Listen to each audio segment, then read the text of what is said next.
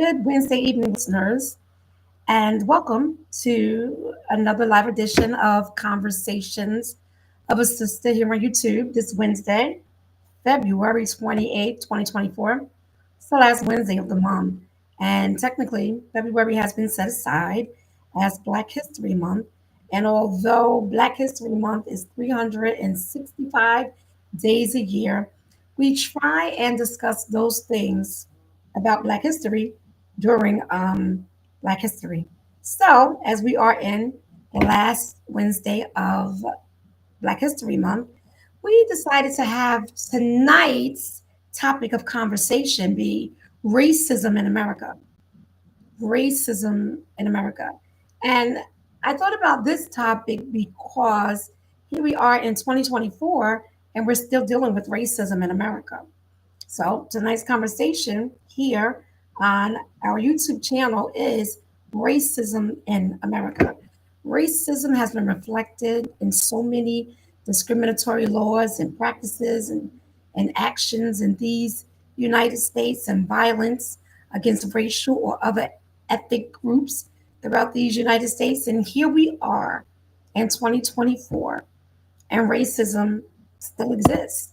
Racism is alive and active, alive and real. When in the meantime, white Americans have generally enjoyed legally and socially sanctioned privileges in this country. They really have. That's why now you have some people who say uh, white privileges for Karens, and Karens that feel as though they can exercise their privilege by calling police on anybody black male, black female, just because they don't want them in a particular area, or they feel like they don't belong in a particular setting or in a particular environment. So what they do is they call cops. But first they approach the individual and be like, you don't belong here. Or are you sure you belong here? We get followed in stores. These things still go on here in 2024. So unfortunately, racism in America is still alive and well. Let's take, for example, we have former President Donald Trump, who is the Republican Party's front runner. He's a Republican Party's front runner in the upcoming election. He's the front runner, Donald Trump. Now, we're talking about a former president who formed a coup to try and overturn the 2020 election. And as of yet, there has been no accountability. Now, come on. First of all, he has 91 indictments against him. 91. Not nine, not one, not five, but 91 indictments against him from different states, counties, and jurisdictions for overturning the 2020 or trying to, let me rephrase that, trying to overturn the 2020 election. And he is currently the Republican frontrunner. And people love him. They absolutely love Trump. And I'm still trying to figure out what's the fascination. I mean, don't get me wrong. The current administration has not been all that great. I get it. But at the same time, I cannot wrap my head around the fact that you have people supporting someone who is a convicted felon. And he's trying to get immunity, which means that a president serving in office can basically do and say anything he wants without being held accountable. So the president of the United States should be above the law. So come on, think about it. You don't see that as white privilege? Really? Come on, really? You got to see it as white privilege. He is the Republican Party's front runner, and he has his attorney doing flips around all these appeals. He lost the case to New York. He just reached out to the attorney to ask if he could delay payment. And the attorney was like, absolutely not. And Letitia James is like, really? The very first time I even think that you're not going to meet the payment or even the bond, I'm going to start seizing your properties.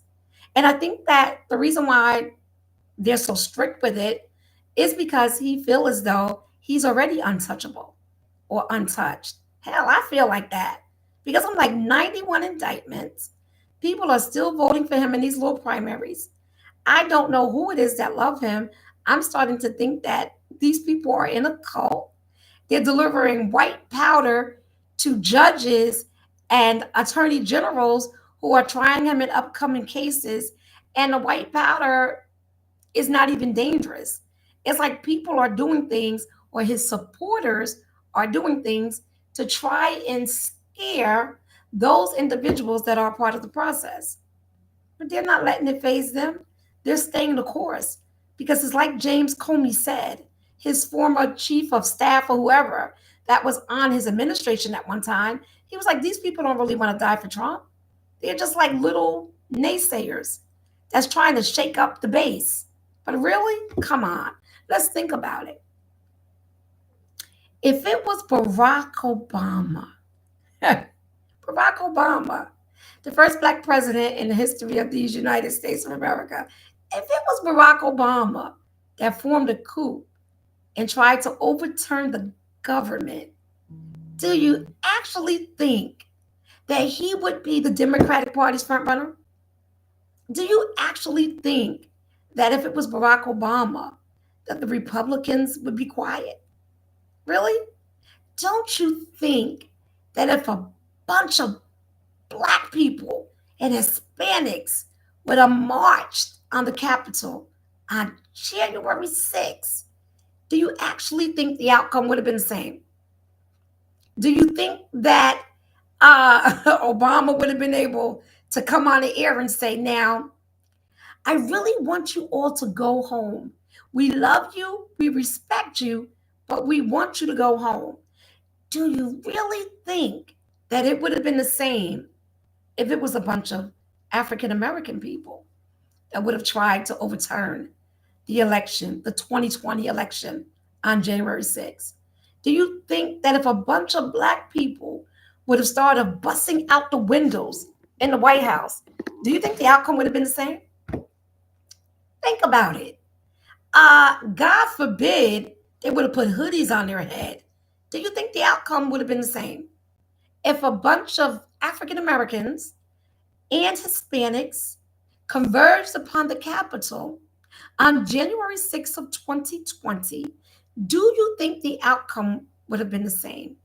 Do you think that they would have gotten away with running through the rotunda, urinating, and putting feces on the wall? Do you think the outcome would have been the same if it was a bunch of African Americans? I am almost certain that Congress somehow would have called in the National Guards. I am almost certain that that would have been another massacre on January 6th had it been African Americans, but it wasn't. It was a coup that was formed, ignited, and exasperated by a former president of these United Snakes of America. And now he is the Republican Party's frontrunner in the upcoming election. And he's trying to dance around all of these indictments just to stay out of prison, just to keep from going to jail. Now, I don't have a problem with Donald Trump. I don't. My problem is the accountability. Where's the accountability? Will he be held accountable? Everyone who broke into the Capitol that day, almost everybody they were able to catch, they brought them to trial. A lot of them are locked up. Those who were at the head of it, were at the helm of it, the Proud Boys, and all of these other people. They were all at the helm of this coup, this January 6th coup. So they're all in prison. A lot of them have been sentenced. So if Donald Trump got into office again in 2024, 2025, don't you think that he'll pardon all of them? Don't you think they'll all be pardoned? Don't you think they'll all get out of prison?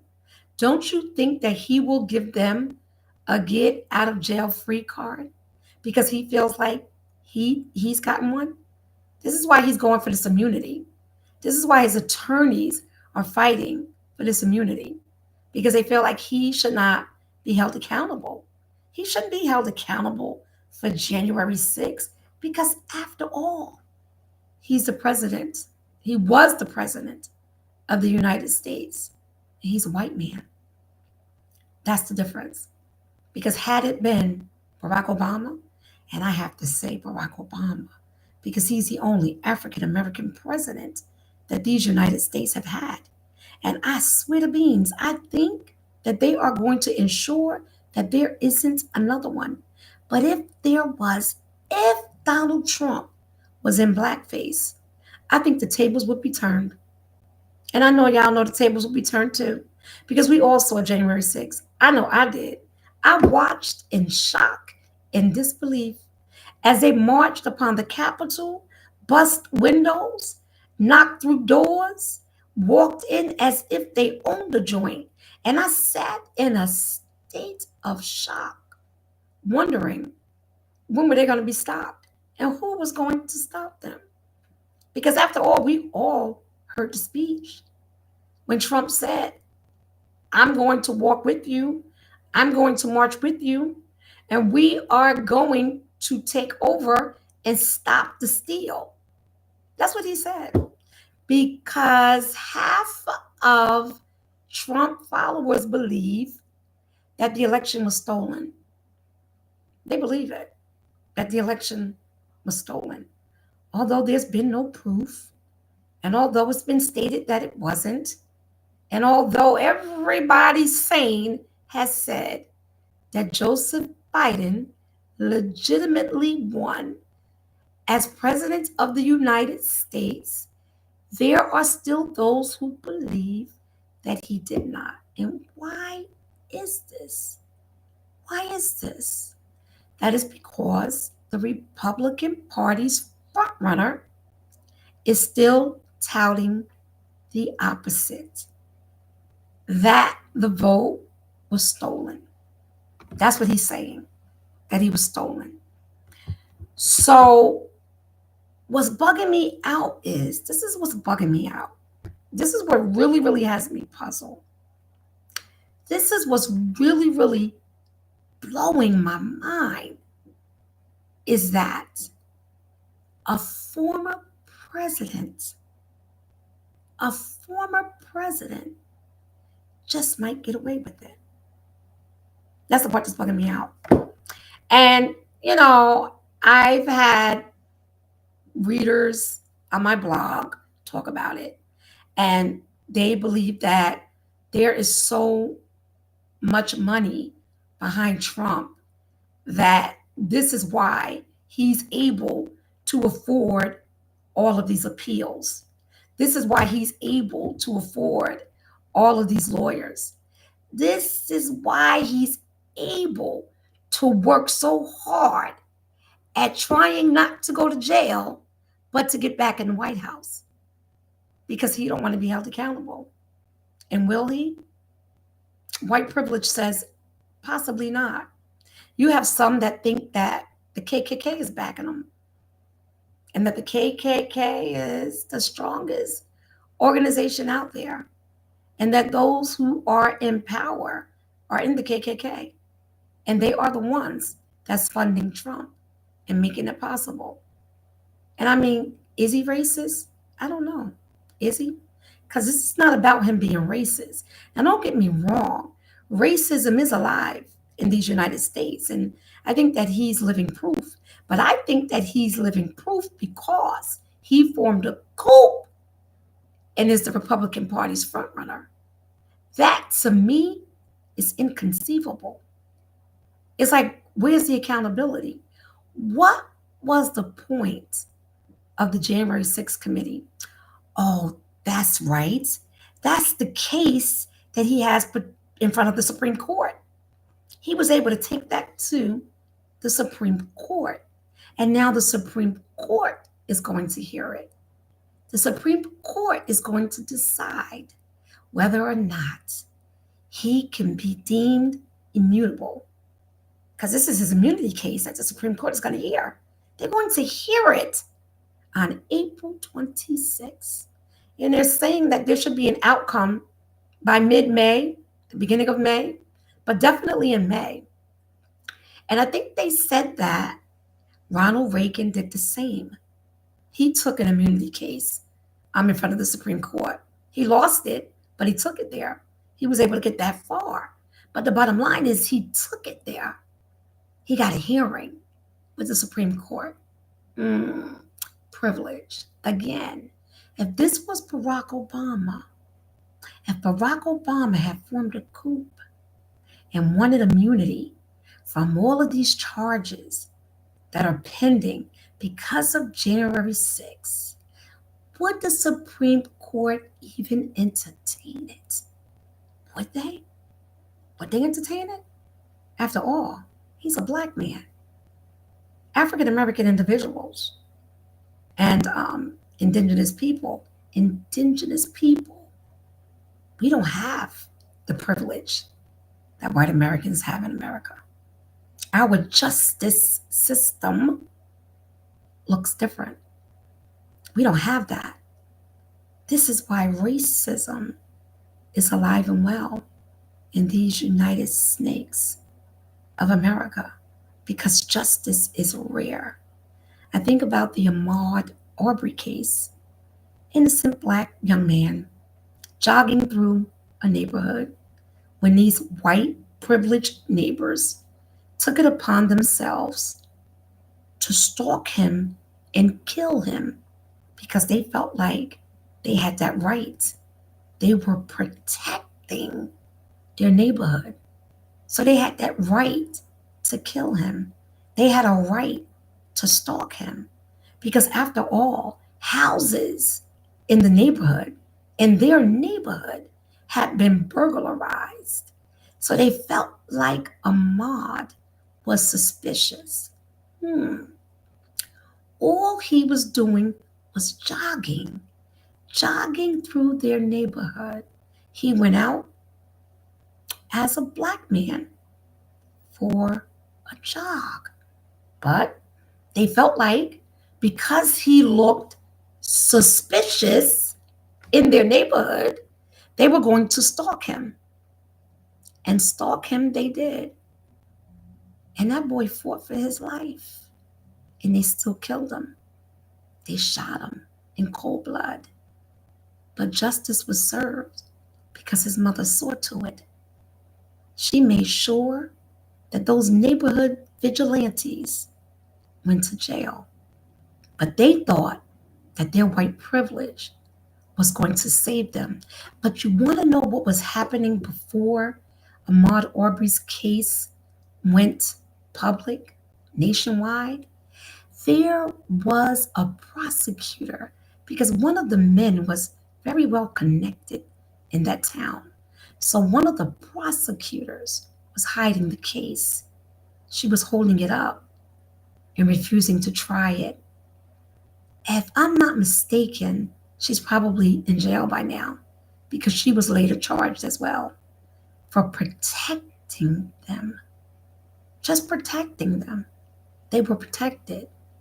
Again, white privilege in America, racism in America, because our justice system looked different. And I think about the young black boy who was wrapped up in a gym mat. I don't remember the state, it might have been Georgia. He was killed by, I think it was 3 or 4 white boys.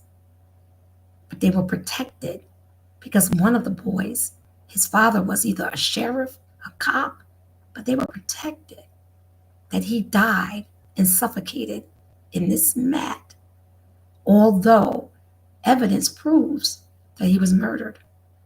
white privilege in America, racism in America, for it is alive and well. Our justice systems are different. And I don't even want to talk about George Floyd because we all saw it with our own eyes. A white racist cop kneeled on his neck. And for what? He wasn't resisting arrest, he was already handcuffed. But he kneeled on his neck and snuffed out his life in broad daylight with cameras rolling. The incident went viral, but yet he was being protected. White privilege and racism in America. 2024 and racism is still alive and well here in America. We have young men that are still being lynched in Georgia. They died mysteriously and they're calling it suicide when these young men had everything to live for. Why would they commit suicide? Racism in America. The young black man, I don't remember his name, that was killed, I think it was in Texas.